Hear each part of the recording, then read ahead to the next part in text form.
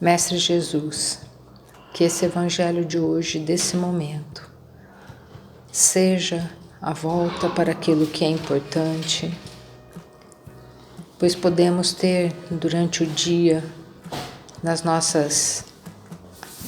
nossos afazeres, podemos ter nos desviado do caminho da bondade, da caridade, da benevolência. Então, que seja um momento agora que nós possamos retomar aquilo que é importante, aquilo que é o objetivo da nossa existência, que nós nos aproximemos mais de você nesse momento do que talvez estivéssemos próximos de ti durante o dia material, em que muitas vezes nos esquecemos de qual é o nosso verdadeiro papel. Que esse momento acalme nosso coração e nos coloque em contato conosco mesmo, mas lembrando das escolhas feitas durante o dia, para conseguirmos trabalhá-las.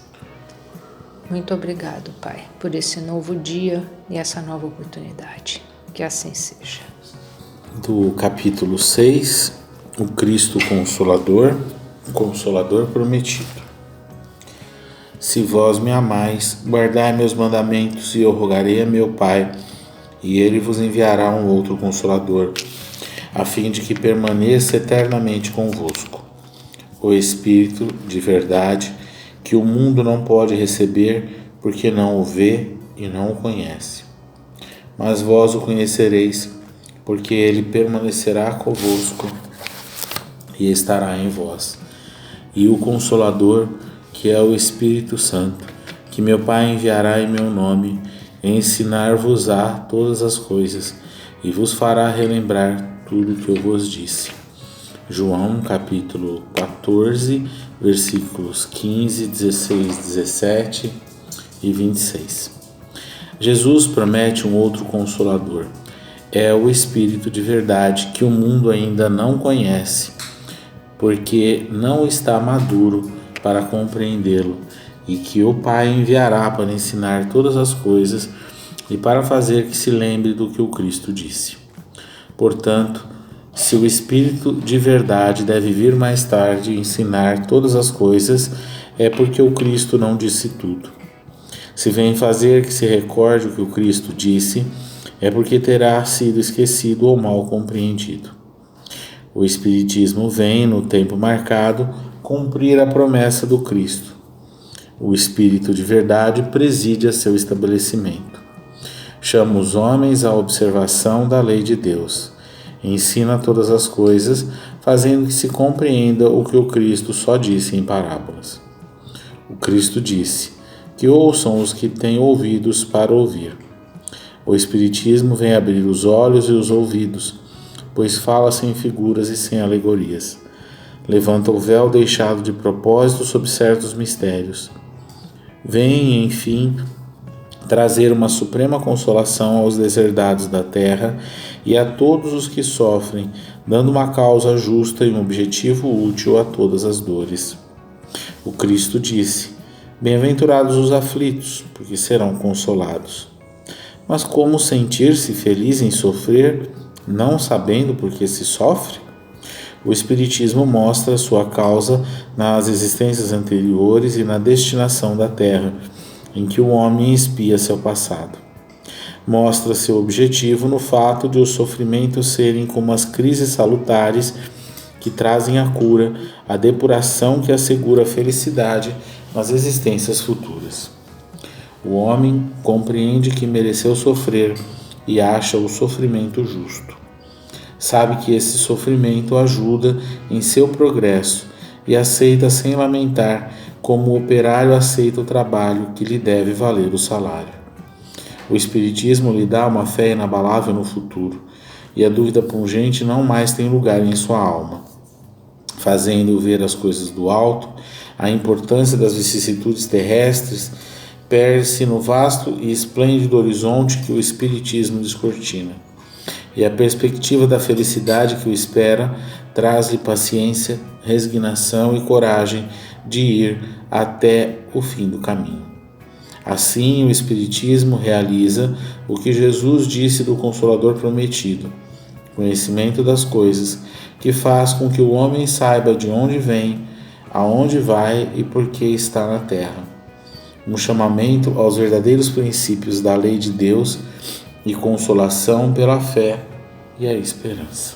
Muito bem, então, vamos conversar um pouco no dia de hoje, né, sobre o Consolador prometido, sobre o papel importante que esse conhecimento tem para alimentar a nossa esperança, porque muitas vezes a gente acaba se entregando às coisas do mundo, e quando se entrega às coisas do mundo, a gente acaba ignorando as coisas de Deus e vai se afastando cada vez mais das coisas de Deus.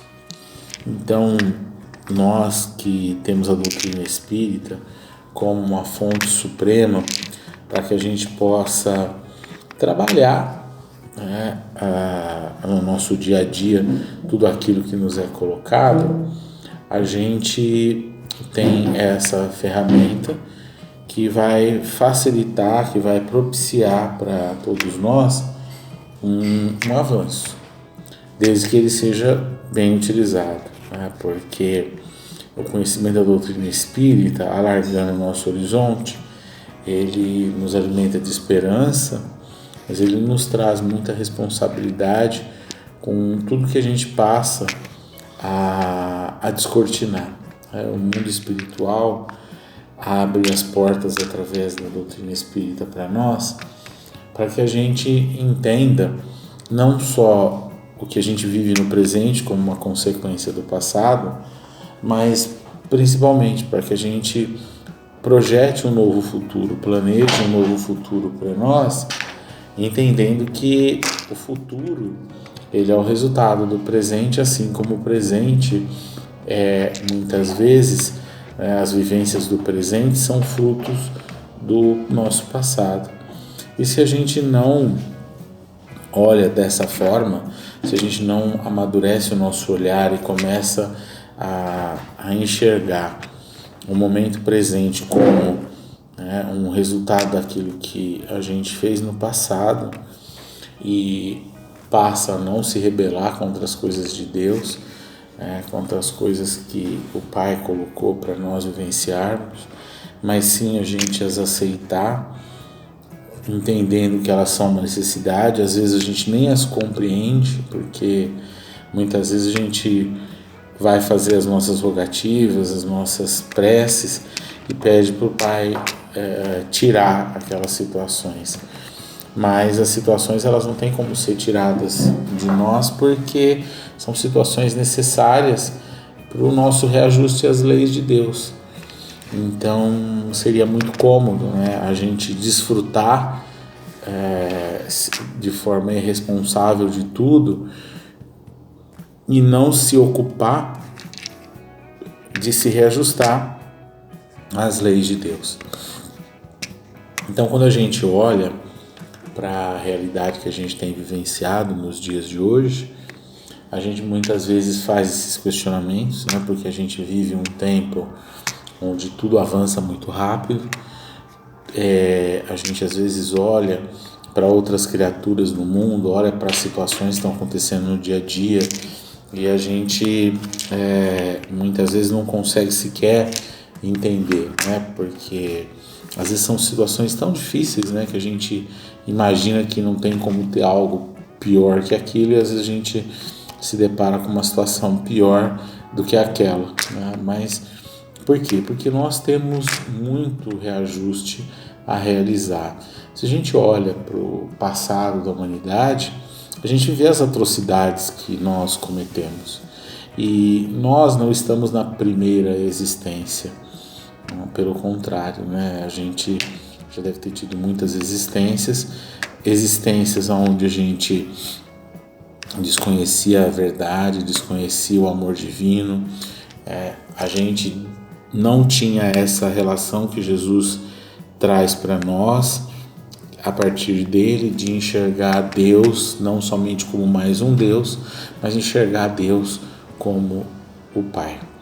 E quando a gente muda essa forma de enxergar, obviamente que, como nas relações mais simples que a gente tem, familiares, né, onde nós temos pais, onde nós temos os nossos pais, os nossos filhos, a gente olha e vê que o respeito, né, ao que os nossos pais nos trazem, isso é extremamente importante. Mas então por que a gente desconsidera o que o Pai Maior traz para todos nós? É porque a gente ainda não tem uma relação estabelecida paternal com Deus.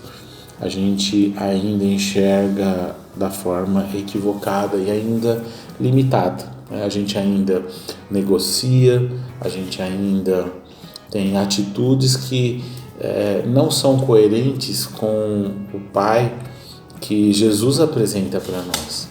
Uma relação que é totalmente diferenciada da gente só buscar um encontro ao Pai quando nos interessa. Isso é próprio de criaturas que ainda a mente está orbitando no egoísmo, né? Onde a gente está preso ainda nesse pensamento egoísta que faz com que a gente enxergue só para nós mesmos. E a gente vê que o mundo está repleto disso, né? Infelizmente, a gente olha as criaturas e elas estão muito voltadas ainda para si mesmas.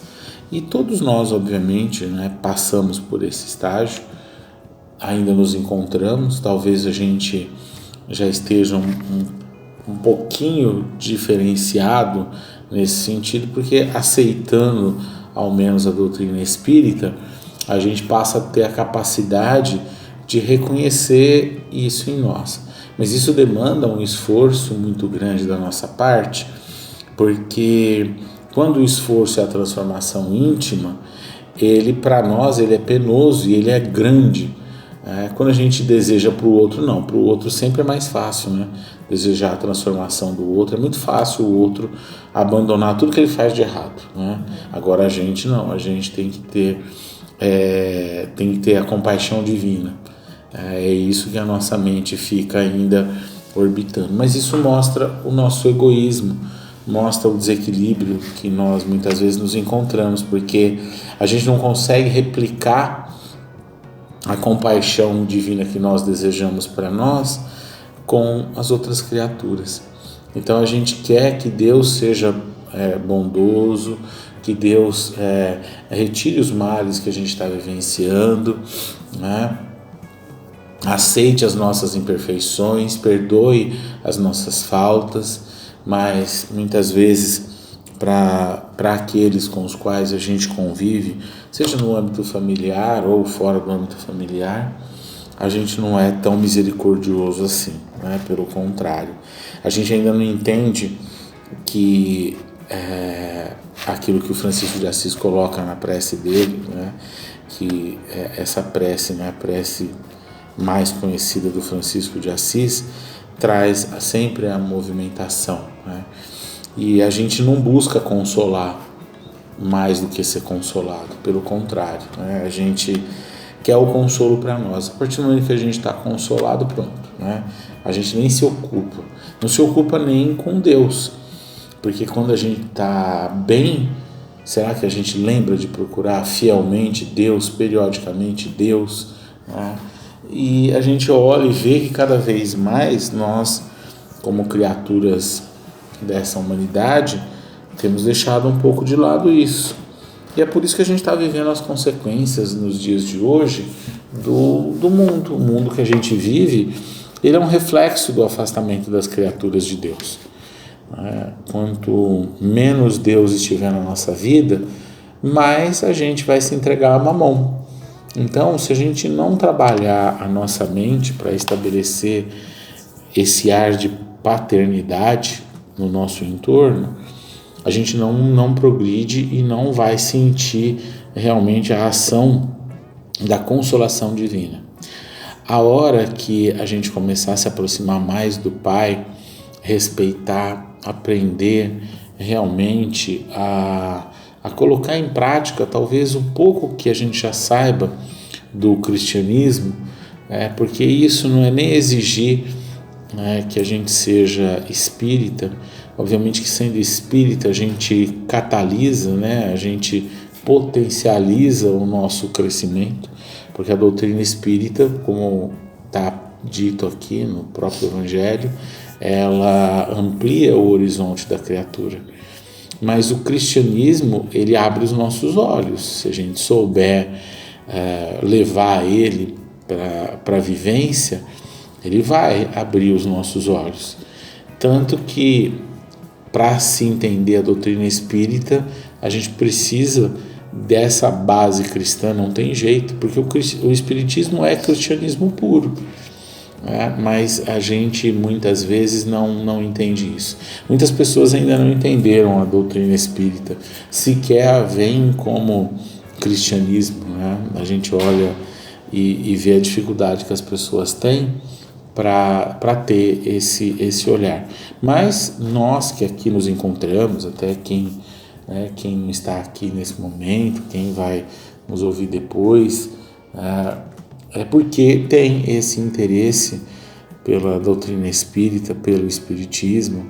Então isso já é um degrau para todos nós, é um degrau que nos aproxima de descortinar outras coisas e de, obviamente, ampliar essa consolação que Jesus traz para nós. Mas para isso a gente tem que olhar para dentro de nós o quanto antes, buscar na nossa intimidade o que precisa ser ajustado, iniciar esse processo de ajuste e, com certeza, a partir do momento que a gente inicia, a gente colhe os frutos desse trabalho que Deus está propiciando para todos nós.